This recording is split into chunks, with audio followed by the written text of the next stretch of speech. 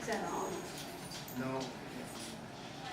The shoulder of mutton, a haunch of venison, is well hugged with lace of brows, cow, honeys, feminine, flat. Not a sin. Not necessarily, mother. You see, when carnal embrace is sinful, it is the sin of the flesh, QED. We have Carol in our gullet walls, the batons live on milk and meat. Lactate cannabis wounds. I am sorry to proceed from Stony Brown. That was a sin of woman, wasn't it? That's what it is. Yes, he was giving his brother's wife a lot less, and she was wholly the wiser after it than before. Hey, I thought you were finding proof from us last term. I've never difficult symptoms. You have to show me how. If I knew how, there'd be no need to ask you. From us last term, I was kept you busy for nearly 150 years, and I hope it will keep you busy long enough for me to read Mr. Cherry's poem in praise of love with only the distraction of his own absurdities. Our Mr. Chater has written a poem. He believes he has written a poem, yes, but I can see that there's more carnality in your algebra than in Mr. Cheater's Calcibero. It's not my algebra. I heard Jellyby saying that Mrs. Chater was discovered in a guy's boat in carnal embrace.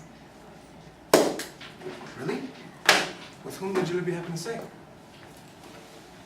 do you mean with him? I mean, with what exactly so? I mean, the idea is absurd. Where did you get this story from? Mr. Noakes, Mr. Noakes? Papa's last apartment. He was taking berries from the garden when he saw through his spyglass Mrs. Chater in the guy's boat in carnal embrace. And you mean to tell me that Mr. Noakes told the butler?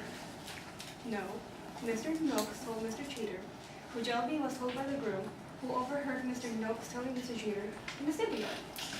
Mr. Chater being engaged is like closing the stable door. What do you mean, Septimus? So as far the only people who know about this is Mr. Noakes, the architect, the groom, the butler, the cook, and of course Mr. Chater's husband, the poet. And argued between the silver and the good boy, and I knew. Of course. What else did she say? Mr. Noakes? No, not Mr. Noakes, Jellyby. You're Jellyby time to cook, right? Cook crushed her as soon as she started. Jellyby did not see I was allowed to finish yesterday's upstairs rapid pie before I could promote us. I think you have been content with me, Septimus. A guy's boy is not any larger, after all. I never said my definition was complete. It's kind of embrace kissing Yes. and throwing their arms around Mrs. Chater. Yes, but for once last time, I thought as much. I hope you're ashamed. I am a lady. If you do not teach me a true meaning of this. Very well. Carnal embrace is sexual congress, which is the insertion of the male genital organ into the female genital organ for purposes of procreation and pleasure.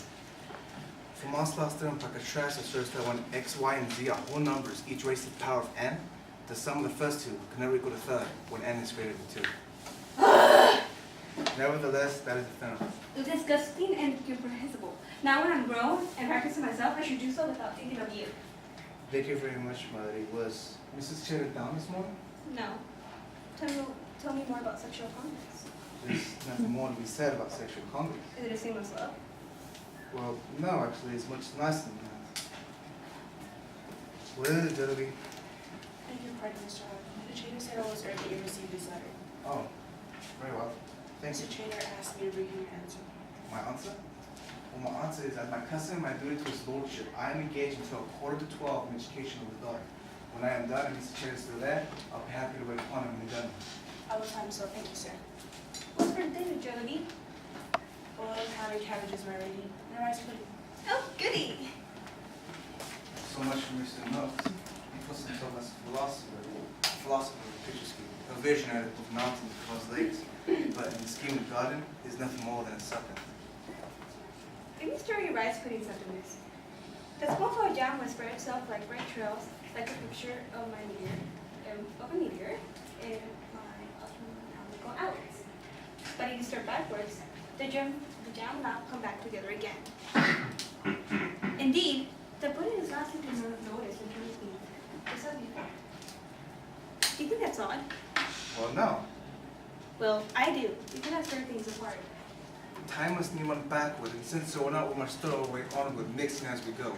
Disorder out of disorder into disorder until pink is complete, unchanging the unchangeable. This is known as free will, or self-determination. Sit.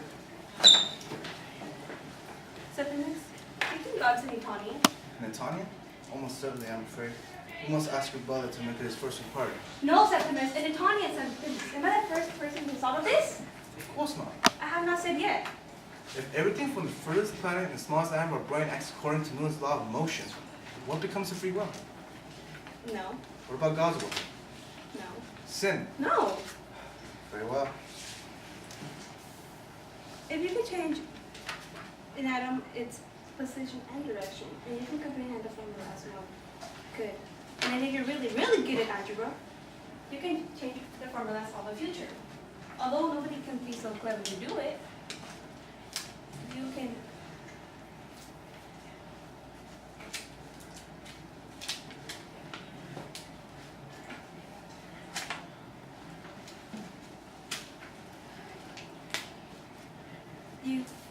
You can, if you're really, really good in algebra, and you could write the formula as all the future.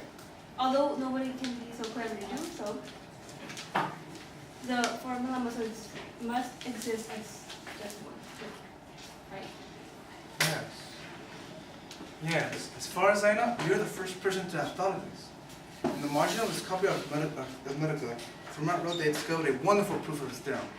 But the margin being too narrow for his purpose, didn't have room to write it down. The note was found after his death, and from that day to this. Oh, I see. Now the answer is perfectly obvious. Yeah, this time you may have overreached yourself.